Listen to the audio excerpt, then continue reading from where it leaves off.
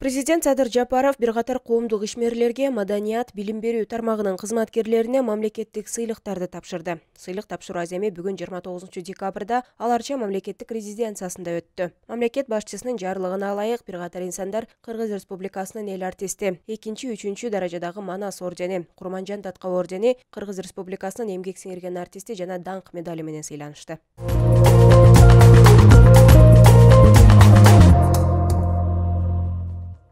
Сейсмология институтунун маалыматына ылайык 28-декабрда саат 23:16 чамасында Ысык Көл облусунун Кытай менен чектешкен аймагында жер титиреди. Очогунда күчү 6 балга жетти. Ал эми Ак Суу районунун Таш-Короо, Кургак айылдарында 5 бал, Эчкили Таш, Койлуу, Май Саз айылдарында 4,5 бал, Түп районунун Кең Суу айылында 4,5 бал жана Каракол шаарында 3,5 балга чейин сезилген. Жер титирөөдөн жабыркагандар жана кыйроолор катталган жок.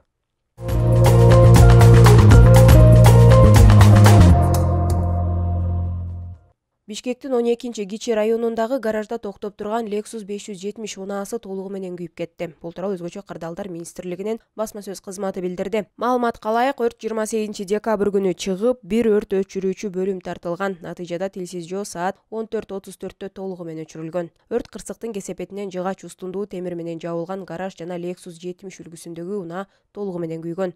Учурда өрттүн келип чыгуу себептери такталууда.